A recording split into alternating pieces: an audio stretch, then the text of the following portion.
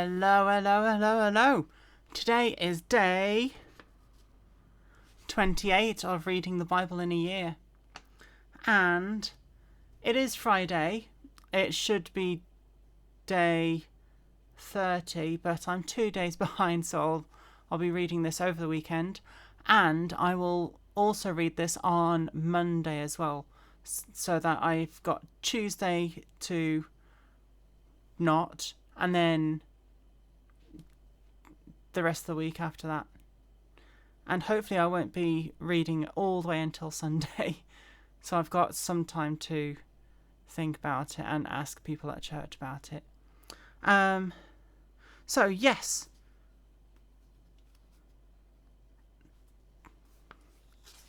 I think that a lot of the rest of Exodus is about the laws, the consecrating of things. Yeah? So let's get on with responsibility for property in chapter 22. If a man steals an ox or a sheep and slaughters it or sells it, he shall restore 5 oxen for an ox and 4 sheep for 1 sheep. If the thief is found breaking in, and he is struck so that he dies, there shall be no guilt for his bloodshed. If the sun has risen on him, there shall be guilt for his bloodshed. He should make full restitution. If he has nothing, then he shall be sold for his theft.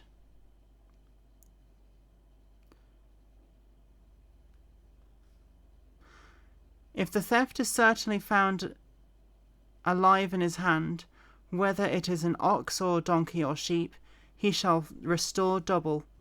If a man causes a field or vineyard to be grazed, and lets loose his animals, and lets them feed another man's field, he shall make restitution from the best of his own field, that the best of his own vineyard. If fire breaks out and catches in thorns, so that standing grain, or the field is consumed, he who kindled the fire shall surely make restitution. If a man delivers to his neighbour money or articles to keep, and it is stolen out of a man's house, if the thief is found, he shall pay double. If the thief is not found, then the master of the house shall be brought to the judges to see whether he has put his hand into his neighbour's goods. For any kind of trespass, whether it concerns an ox or donkey or sheep or clothing, or for any kind of lost thing which another claims to be his, the cause of both parties shall come before the judges, and whomever the judges condemn shall pay double to his neighbour. If a man delivers to his neighbour a donkey or an ox, a sheep or any animal to keep, and it dies, is hurt or driven away, no one seeing it, then an oath of the Lord shall be between them both, that he has not put his hand into his neighbour's goods, and the owner of it shall accept that, and he shall not make it good. But if in fact it is stolen from him, and he shall make restitution to the owner of it. If it is torn to pieces by a beast, then he shall bring it as evidence, and he shall not make good what was torn. If a man borrows anything from his neighbour, and it becomes injured, or the owner or dies, or the owner, if not being with it, he shall surely make it good. If its owner was with it, he shall not make it good. If it was hired, it came from its hire. Moral and ceremonial principles. If a man enters a virgin who is not betrothed and lies with her, he shall surely pay the bride price for her to be his wife. If a father utterly refuses to give her to him, he shall pay money according to the bride price for virgins. If you shall not permit a sorceress to live. Whoever lies with an animal shall surely be put to death. He who sacrifices to any god except the Lord only shall be utterly destroyed. You shall neither mistreat a stranger nor oppress him, for you were strangers in the land of Egypt. You shall not afflict any widow, or fatherless child. If you afflict them in any way, and they cry at all to me, that is God, I will surely hear their cry, and my wrath will become hot, and I will kill you with the sword. Your wives shall be widows, and your children fatherless. If you lend money to any of my people who are poor among you, you shall not be like a moneylender to him. You shall not charge him interest. That would be a very good thing to have nowadays. Just that one thing about lending money to the poor. That would be very good.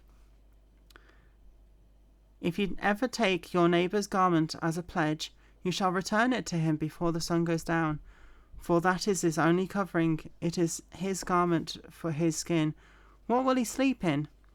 And it will be that when he cries to me, I will hear, for I am gracious. You shall not revile God, nor curse a ruler of your people.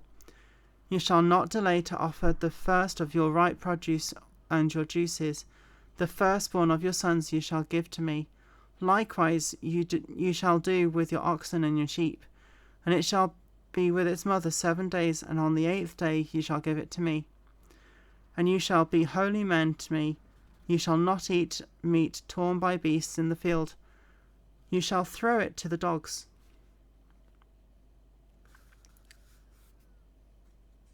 Is this all like...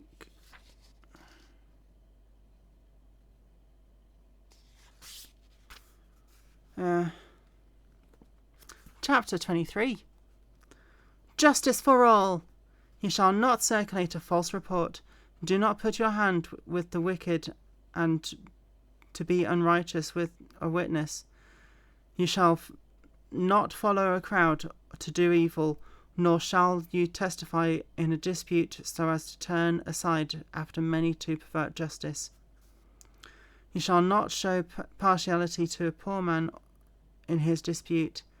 If you meet your enemy's ox or his donkey going astray, you shall surely bring it back to him. If you see the donkey of one who hates you lying under its burden, you would refrain from helping it, you shall surely help him with it. You shall not pervert the judgment of your poor in his dispute. Keep yourself far from a false matter, and do not kill the innocent and righteous, for I will not justify the wicked.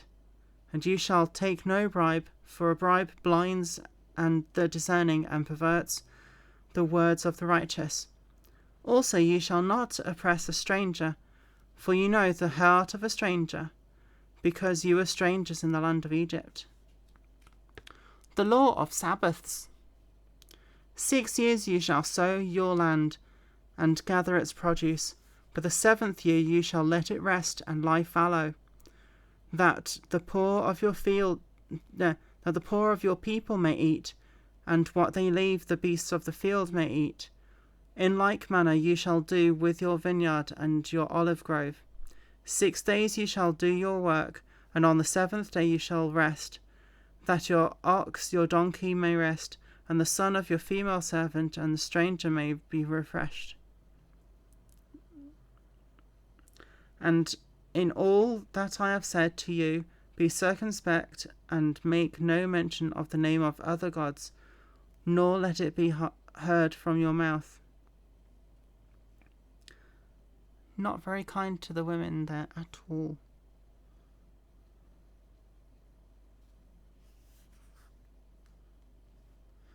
Three annual feasts. 3 times you shall feast to me in the year. You shall keep feast of the unleavened bread, and the feast of the harvest, the first fruits of your labours, which you have sown in the field, and the feast of the ingathering at the end of the year, when you have gathered in the fruit of your labours from the field. 3 times in the year all your males shall appear before the Lord God. You shall not offer the blood of my sacrifice with leavened bread, nor shall the fat of my sacrifice remain until morning. For the first fruits of your land you shall bring into the house of the Lord God. And you shall not boil a young goat in its mother's milk. Where is the house of the Lord before, this is before the tabernacle?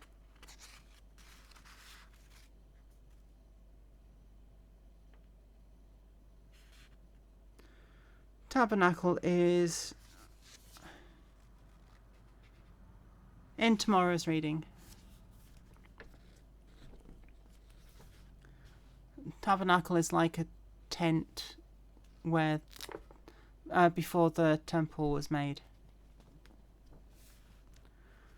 The angel and the promises. Behold, I send an angel before you to keep you in the way and bring you into the place which I have prepared. Beware of him and obey his voice. Do not provoke him, for he will not pardon your transgressions, for my name is in him. But if you indeed obey his voice and do all that I speak, then I will be an enemy to your enemies and an adversary to your adversaries. For my angel will go before you and bring you into the Amorites and the Hittites and the Perizzites and the Canaanites and the Hivites and the Jebusites, and I will cut them off. You shall not bow down to their gods, nor serve them, nor do according to their works, but you shall utterly overthrow them and completely break down their sacred pillars. So you shall serve the Lord your God, and he will bless your bread and your water, and I will take sickness away from the midst of you. No one shall suffer miscarriage or be barren in your land. I will fulfill the number of your days. I will send my fear before you. I will cause confusion among the people to whom you come, and will make all your enemies turn their backs to you. And I will send hornets before you, which shall drive out the Hivite, the Canaanite, and the Hittite from before you. I will not drive them out from before you in 1 year, lest the land become desolate and the beasts of the field become too numerous for you. Little by little I will drive them out before you, until you have increased and you inherit the land. And I will set bounds from the Red Sea to the sea, Philistia, from the desert to the river, for I will deliver the inhabitants of the land into your hand, and you shall drive them out before you. You shall make no covenant with them, nor with their gods. They shall not dwell in your land, lest they make you sin against me. For if you serve their gods, it will surely be a snare for you. Israel affirms the covenant. Now he said to Moses, Come up to the Lord, you and Aaron, Nadab and Abihu, and 70 of the elders of Israel, and worship from afar. And Moses alone shall come near the Lord, but they shall not come near, nor shall the people go up with him. So Moses came and told the people all the words of the Lord, and all the judgments. And all the people answered with one voice and said, All the words which the Lord had said we will do. Yeah, that's not gonna age well. And Moses wrote all the words for the Lord. And he rose early in the morning and built an altar at the foot of the mountain, and 12 pillars according to the 12 tribes of Israel. And he sent young men of Israel who offered burnt offerings and sacrificed peace offerings of oxen to the Lord. And Moses took half the blood and put it in basins, and half the blood he sprinkled on the altar. Then he took the book of the covenant and read it in the hearing of the people. And they said, All that the Lord has said we will do, and be obedient. It sounds like Aaron's just written it, and Moses read it out again. And Moses took the blood, sprinkled it on the people. This is the blood of the covenant which the Lord has made with you according to all these words. On the mountain with God. Then Moses went up, also Aaron, Nadab and Abihu, and 70 of the elders of Israel. And they saw the God of Israel, and there was under his feet as it were a paved work of sapphire stone. And it was like the very heavens in its clarity. But on the nobles of the children of Israel he did not lay his hand. So they saw God, and they ate and drank. Then the Lord said to Moses, Come up to me on the mountain and be there, and I will give you tablets of stone, and the law and commandments which I have written, that you may teach them. So Moses arose with his assistant Joshua, and Moses went up the mountain of God.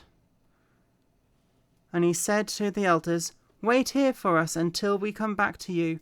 Indeed, Aaron and Hur are with you. If any man has a difficulty, let him go to them. Then Moses went up into the mountain, and a cloud covered the mountain. Now the glory of the Lord rested on Mount Sinai, and the cloud covered it 6 days. And on the 7th day he called to Moses out of the midst of the cloud. The sight of the glory of the Lord was like a consuming fire at the top of the mountain in the eyes of the children of Israel. So Moses went into the midst of the cloud and went up into the mountain. And Moses was on the mountain 40 days and 40 nights.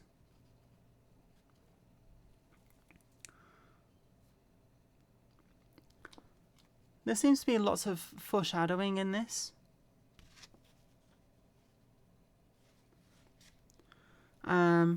Because Jesus went into the wilderness for 40 days and 40 nights. When he was, when the devil was trying to tempt him. Noah and the flood, it rained for 40 days and 40 nights. And I think it says somewhere in the law books that the Israelites were wandering about the wilderness for 40 years because they just wouldn't obey the laws. Anyway, that's that for that reading. I've got a psalm to read next. I'll see you then.